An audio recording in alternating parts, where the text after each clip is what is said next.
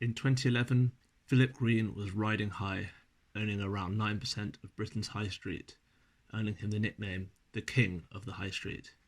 He had a net worth of around £4 billion according to the Sunday Times Rich List, and his retail empire, the Arcadia Group, was worth around £2 billion. Mixing with A-list celebrities, Green was living the high life. However, his empire soon came crashing down. Let's take a look and see how this happened. Green was born in Croydon, Surrey, to a Jewish family and was educated at Carmel College in Oxfordshire, known as the Jewish Eton, the now closed boarding school where uniforms had to be bought from Harrods, the upmarket department store in Knightsbridge.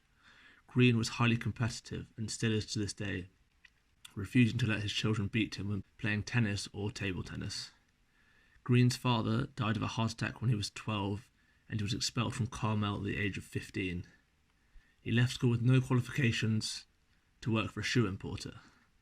After travelling to the US, he returned to the UK and set up his first business, importing jeans from the Far East to sell to London retailers in Fitzrovia's bustling rag trade.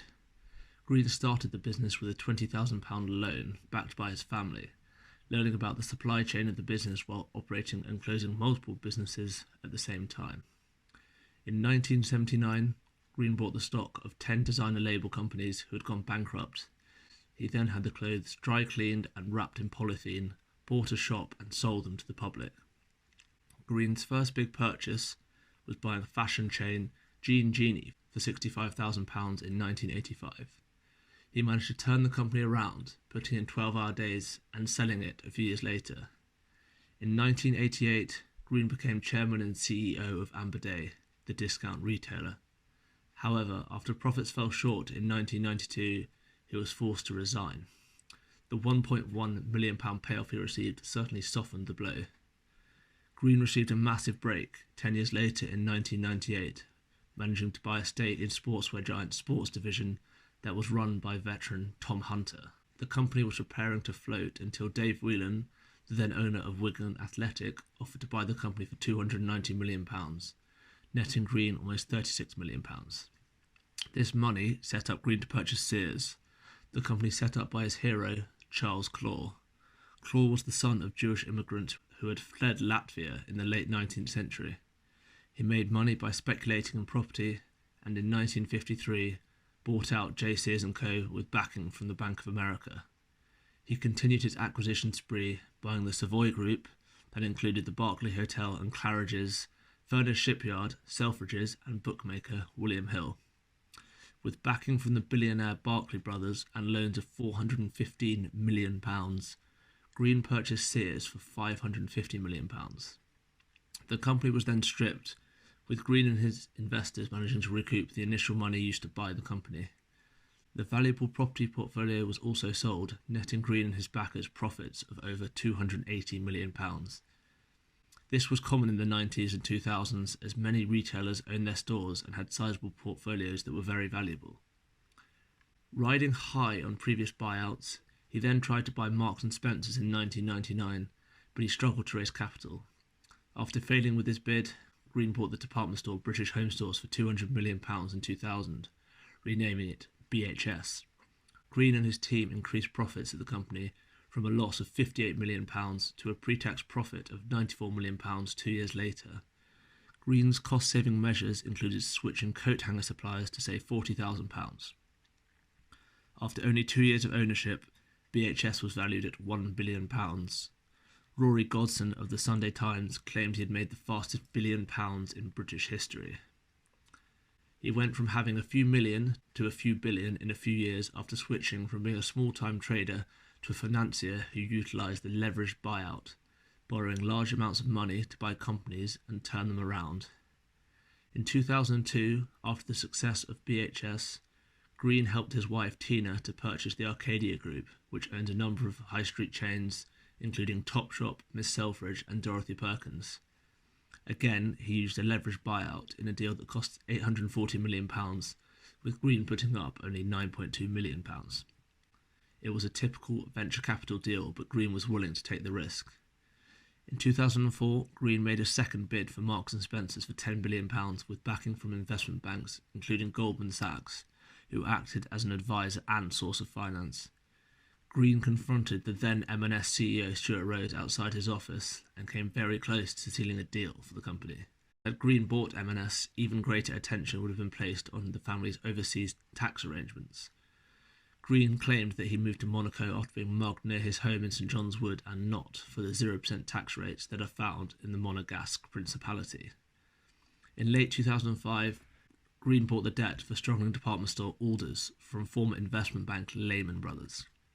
When the company went bankrupt, Green bought the best 10 sites and the profits from the administration flowed right into Green and his partners' accounts, with the raiders doubling their initial investment of £75 million.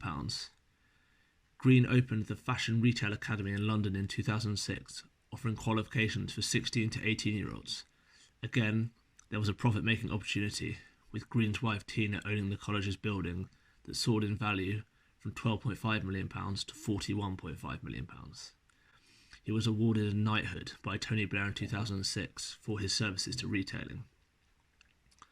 After lying low for a few years after the second bid for M&S was rejected, Green entered back into the fray in the build-up to the financial crisis.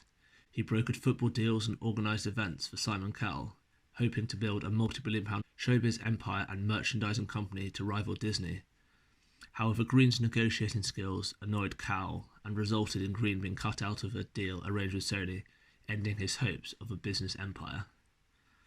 Brand director Jane Shepherdson was instrumental in the success of Arcadia and Topshop, turning the company into the hottest chain for 18 to 35-year-olds. Under her leadership, the flagship store on Oxford Street received 2 deliveries a day and turned over £100 million as a standalone store. Shepherdson quit in 2007, causing a slump in Arcadia's pre-tax profits by 20%. The deal with celebrity Kate Moss was the final straw, leaving Shepherdson with little option but to leave. With Shepherdson gone, Topshop lost its identity, no longer generating a culture of ambition and experimentation. Creative voices were stifled, and the global cookie-cutter volume, a strategy that had made the company great, was not updated for the changing tastes of the modern world. After Shepherdson left the company, Green had made unwanted headlines due to the accusation of tax avoidance, using sweatshops to produce clothes, sexual harassment, and racial abuse of staff. With Kate Moss on board, Green focused on global expansion, opening stores in New York, Chicago, San Diego, and Washington. However, Moss and the expansion into America did little to boost Arcadia's revenue, with pre-tax revenue falling between 2006 and 2009. After riding the New Labour wave, Green switched alliances and joined the Conservatives 2 weeks before the 2010 general election. David Cameron, then Prime Minister, selected Green to review public sector efficiency, but the project was soon shelved. Protesters then targeted Green stores as part of the government's austerity programme and staged a sit-in at Topshop's flagship store on Oxford Street and glued themselves to windows in Brighton. By 2012, the business had plateaued. Despite this, private equity firm Leonard Green and Partners invested into Green's retail empire. The £250 million investment would help to reduce debt and provide the option of floating Topshop on the stock market. This valued the company around £2 billion and gave the private equity firm 2 seats on Arcadia's board to provide ideas and to protect their investment. In 2019, it was reported that Green had repurchased the share of Arcadia sold to Leonard Green for only $1 after writing off the value of the investment. Despite this terrible return, they remained supportive and reserved the opportunity to buy a stake in the future. Green came into controversy when he sold department store BHS to Dominic Chappell for £1 in 2015. Chappell had previously been declared bankrupt twice and had no retail experience. Unsurprisingly, the chain collapsed a year later with the loss of 11,000 jobs and a £571 million gap in its pension scheme for the employees. Green turned down offers from more experienced retailers such as Mike Ashley and turnaround specialist Sun Capital. A report by MPs found that Green had extracted a large amount of money before selling the company, and he later agreed a £363 million cash settlement to plug the gap in the pensions. The collapse of BHS prompted MPs to call for Green's knighthood to be annulled. The payment into the pension fund saw him keep his knighthood. However, recent allegations of sexual harassment and bullying from staff at Arcadia have seen these calls resume. BHS pensioners were particularly frustrated, as Green took delivery of the 300-foot yacht Lionheart in 2016 at a cost of over £100 million. The yacht has around 40 staff and is moored in Monaco. The yacht was subject to a stunt by prankster Lee Nelson, who put a sign on it calling Green the BHS Destroyer. And this is not the only extravagant thing Green has done, from hosting £5 million 50th birthday bashes in Cyprus to spending £20 million on his 55th birthday in the Maldives. He has certainly enjoyed himself, buying thousands of bottles of alcohol to celebrate and running out of space for guests to park their private jets nearby the event. When Green spends time in the UK, he lives in the Dorchester Hotel and spends his weekends in Monaco at his flat with his wife and children, flying between the two locations on his £45 million Gulfstream private jet. The advantageous tax benefits of living in Monaco mean that when the Greens were paid a £1.2 billion dividend from Arcadia in 2005, they paid no UK income tax. At the time, this dividend was the biggest corporate payout in British history, increasing his net worth to £4.9 billion. This has led to people criticising Green for avoiding paying tax in the UK. In 2012, Green had a net worth of between £3 to £4 billion, but that has slowly shrunk to £930 million as online rivals such as ASOS and Boohoo take market share from high street stores. Green also put the brakes on proposed expansion into China and the United States. In 2018, Green came close to selling Arcadia to Shandong Rui, a Chinese textiles giant. Sir Philip denied these rumours, but senior members of the Arcadia group confirmed that early-stage talks to sell the business to Rui had begun. By 2019, Arcadia had made a profit of £130 million, but had a pension deficit of over £1 billion, bringing into questions whether the horrors of BHS would happen again. Green launched a CVA to close poorly performing stores and cut rents from landlords. This saw all 11 Topshop stores in the US close, reduce rents on 194 stores in the UK and cut a total of 520 jobs. As part of the CVA, Arcadia reduced its payments into the pension fund by half to £25 million per annum, widening the growing deficit. As the global pandemic struck in 2020, Green furloughed 14,000 staff at over 500 stores and forced senior executives to take a pay cut of 25 to 50%. Arcadia was again being restructured as the death of the high street increased at a rapid pace. In November 2020, the group collapsed into administration, putting 13,000 jobs at risk. The company blamed COVID-19 for the administration, but arguably this was the final nail in the coffin for a struggling company. After losing significant ground to high street rivals such as H&M, Primark and Next, their market share of the clothing and footwear market had shrunk by over a third in the past decade. While Green has built a substantial fortune, he has achieved this by stripping assets and closing companies to make short-term profits. Every company Green has touched has crumbled. After the administration of the Arcadia Group, Green's reputation is unsalvageable. Despite his riches, he has destroyed the lives of thousands of pensioners who have helped to fund his excessive lifestyle. His refusal to invest in e-commerce has destroyed his business, and his decision to have concessions in dying department stores over online sites such as ASOS has dealt a large blow to the company's dwindling sales.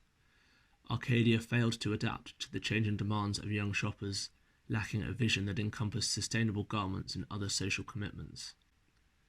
Maybe his refusal to utilise technology has something to do with him using two unfashionable Nokia mobile phones and refusing to use email. Now, as bidders circle to pick at the carcass of the Arcadia Group, will Sir Philip get away with the large pension deficit again? A payment of £50 million into the fund by Lady Green suggests they may be interested, or is this just a PR stunt? Either way, a close eye will be kept on Green by the pension regulators and MPs to ensure that Green pays the price. Damaged Goods by Oliver Shah provides an excellent look into Philip Green's life in more detail, and I'll leave a link to it in the description below. Thank you for watching, and see you next time.